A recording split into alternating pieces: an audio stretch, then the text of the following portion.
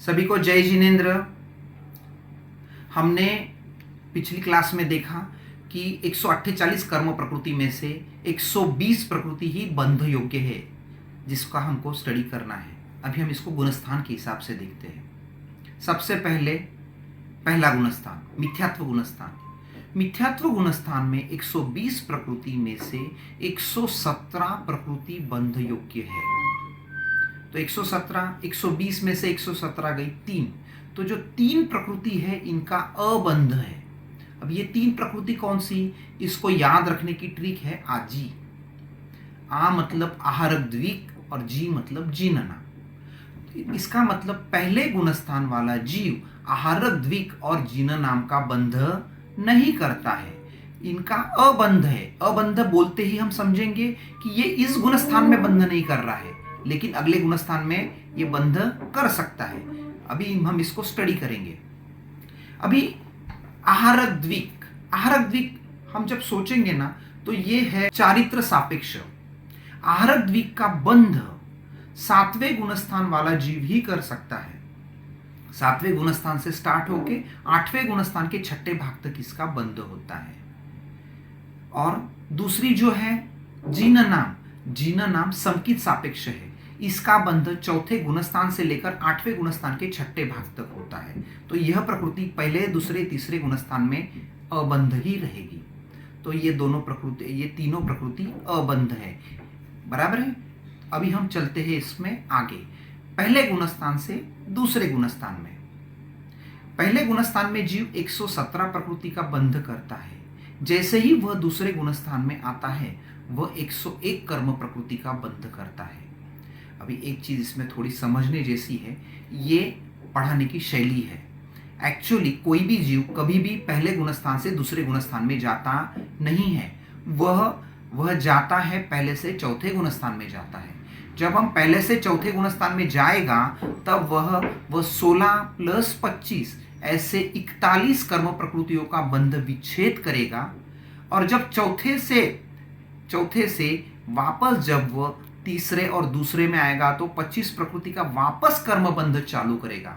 मतलब इफेक्टिवली पहले एक बंदा पहले गुणस्थान में है, दूसरा बंदा दूसरे गुणस्थान में है, तो दोनों कितनी कर्म प्रकृति का बंध कर रहे हैं, और उसमें जो डिफरेंस है वो है 16 प्रकृति का डिफरेंस है। मतलब क्या हो गया, जो बंदा पहले गुणस्थान में है वो 117 प्रकृति का बंध कर सकता है, और जो बंदा दूसरे गुणस्थान में है वह 101 प्रकृति का बंध कर सकता है। मतलब क्या हो गया, 16 प्रकृति कम हो गई।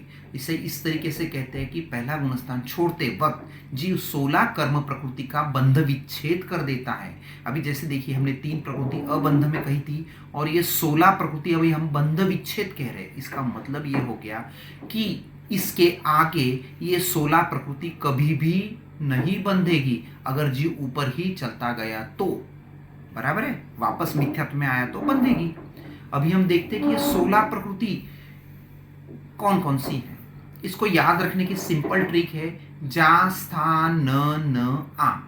रिपीट करता हूं, जा स्था न आ। एक एक चीज देखते हैं। जा मतलब जाति चौक, हमने देखा पिछले इसमें, एकेंद्रिय, बेंद्रिय, तेंद्रिय, चौरेंद्रिय। इसका मतलब क्या हो गया कि जो जीव पहले गुणस्थान से सिर्फ दूसरे गुणस्थान में निकल गया, तो वो जीव एकेंद्रिय, बेंद्रिय, तेंद्रिय, चौरेंद्रिय किसी भी जगह में जन्म लेने वाला नहीं है, क्योंकि वह इन प्रकृतियों का बंध नहीं करता, वह नियमा पंचेंद्रिय का ही बंध करता है।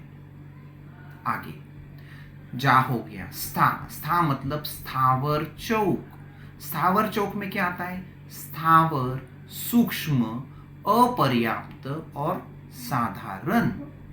इन 4 कर्म प्रकृतियों का भी वो दूसरे गुणस्थानवर्ती जीव बंध नहीं करता है। मतलब वह जीव जो है वह अपर्याप्त अवस्था का भी बंध नहीं करता। अगले भाव में वह नियमा पर्याप्त अवस्था को प्राप्त करेगा, लब्धि पर्याप्त बनेगा। अभी अगली है जा स्थान नरक त्रिक। अभी नरक त्रिक मतलब क्या हो गया, नरक गति, नरकानुपूर्वी, नरकायु। मतलब यह जीव नरक गति का भी बंध नहीं करेगा। मतलब पहले गुणस्थान वाला जीव चारों गति का बंध कर सकता था, लेकिन दूसरे गुणस्थान वाला जीव सिर्फ 3 ही गति का बंध कर सकता है, नरक का बंध नहीं करेगा। अगला न आता है नपुंसक चौक, जिसमें आता है नपुंसक वेद, मिथ्यात्व मोहनीय, हुंडक संस्थान, सेवार्थक सहनन। अभी जो हमारे 3 वेद है, इसका मतलब ये हो गया पहले गुणस्थान वर्ती जीव तीनों वेद का बंध कर सकता था, लेकिन जैसे ही उसने पहले से दूसरे गुणस्थान में पहुंच गया, वह जीव नपुंसक वेद का बंध नहीं करेगा। वो या तो स्त्री वेद का बंध करेगा या पुरुष वेद का बंध करेगा।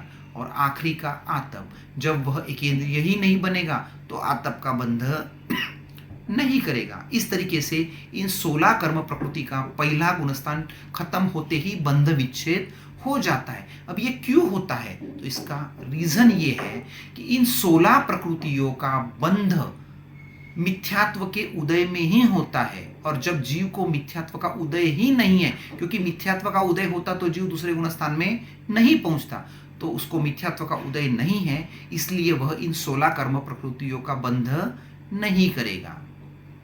अभी हम दूसरे गुणस्थान से तीसरे गुणस्थान में पहुंचते हैं। तीसरा गुणस्थान है मिश्र गुणस्थान, दूसरा था सास्वादन गुणस्थान, गिरने वाली अवस्था। अभी मिश्र गुणस्थान में जीव 101 की जगह पर 74 प्रकृति का बंध करता है, सिर्फ 74। और इंपॉर्टेंट चीज नोट करो कि मैं जो भी फिगर बता रहा हूं 117, 120, 101, 74, ये सारी मैक्सिमम लिमिट है, मिनिमम नहीं। ज्यादा से ज्यादा उतनी कर्म प्रकृति का बंध कर सकता है। तो अभी 101 से 74 तक आना है, 74 तक आना है, मतलब हमको 27 कर्म प्रकृति कम करना है। इन 27 का हम ब्रेकअप करेंगे तो इसमें से 25 है बंध विच्छेद और 2 है अबंध। तो 25 बंध विच्छेद का मतलब जीव जब दूसरा गुणस्थान छोड़ता है और तीसरी की तरफ जाता है, उस वक्त 25 कर्म प्रकृतियों का बंध विच्छेद हो जाता है। अभी इन 25 कर्म प्रकृतियों का बंध विच्छेद जो होता है, उनके नाम याद रखने की ट्रिक है। 4-4 के 3 ग्रुप है, बाद में 3-3 के 4 ग्रुप है और एक सिंगल प्रकृति है। अभी हम देखते हैं 4-4 के 3 ग्रुप। पहला अनंतानुबंधी चौक, जिसमें आता है अनंतानुबंधी क्रोध, मान, माया, लोभ। उसके बाद में आता है मध्य के 4 सहनन, वो आते हैं ऋषभ नाराज सहनन, नाराज सहनन, अर्ध नाराज सहनन, किलिका सहनन। बाद में आते मध्य के 4 संस्थान, जिसमें आता है निग्रोध परिमंडल संस्थान, सादी, वामन, कुब्जक। ये हो गए 4-4 के 3। बाद में 3-3 के 4। 3-3 के 4 में सबसे पहले आ गया तिर्यंच त्रिक, तिर्यंच गति, तिर्यंचानुपूर्वी, तिर्यंचायु। उसके बाद में आता है दुर्भग त्रिक, दुर्भग, दुस्वर, अनादेह। उसके बाद में आता है स्नानर्दी त्रिक, निद्रा निद्रा, प्रचला प्रचला, स्नानर्दी। और चौथी आती है हल्की त्रिक, जिसमें आता है अशुभ विहायोगति, नीच गोत्र और श्रीवेद। और आखिरी में सिंगल आ गई उद्योत। अभी ये जो 25 प्रकृति है, इनका बंध तीसरे गुणस्थान में क्यों नहीं होता है?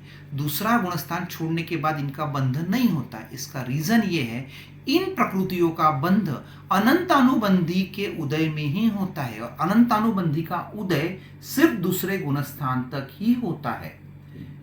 इंपॉर्टेंट चीज, सारे जो बंध में रीजन आएंगे ना, वो उन सब जगह पे उदय उदय ही आएगा, कहीं पे बंध नहीं आएगा। ओके, तो ये हो गई 25 प्रकृति। इसमें जैसे हम देखेंगे कि तीसरे गुणस्थान में आने के बाद जीव तिर्यंच प्रायोग्य प्रकृति का भी बंधन नहीं करता है। मतलब पहले गुणस्थान में चारों गति प्रायोग्य कर रहा था, दूसरे गुणस्थान में नरक छोड़ के 3 गति प्रायोग्य कर रहा था, और तीसरे गुणस्थान में पहुंचते पहुंचते उसने तिर्यंच प्रायोग्य भी छोड़ दिया। अभी सिर्फ वो देव प्रायोग्य और मनुष्य प्रायोग्य का ही बंध करेगा। बराबर है? मतलब क्या हो गया, चारों गति के जो जीव है उनमें से नियमा मनुष्य और तिर्यंच, अगर तीसरे या उसके ऊपर के गुणस्थान में अगर बंध करेंगे तो वह देव प्रायोग्य ही बंध करेंगे, और देवता और नारकी वाले तीसरे गुणस्थान या उसके आगे अगर बंध करेंगे तो मनुष्य गति प्रायोग्य ही बंध करेंगे। आ गई बात समझ में? अभी हम देखते हैं दो अबंध वाली प्रकृति। दो अबंध वाली प्रकृति है मनुष्यायु और देवायु। इनका अबंध मतलब क्या? इस गुणस्थान में नहीं, आगे ऐड हो सकती है। अभी क्यों नहीं? तो सिंपल है, मिश्र अवस्था में जीव काल भी नहीं करता, आयुष्य का बंध भी नहीं करता, मतलब चारों आयुष्य का बंध पॉसिबल नहीं है। दो का तो हमने पहले ही खत्म कर दिया, नरक त्रिक में नरकायु गया, तीरंच त्रिक में तीरंचायु गया, बचे दो आयुष्य हमने अबंध में डाल दिए। तो इस तरीके से ये 74 प्रकृति का बंध तीसरे गुणस्थान में होता है।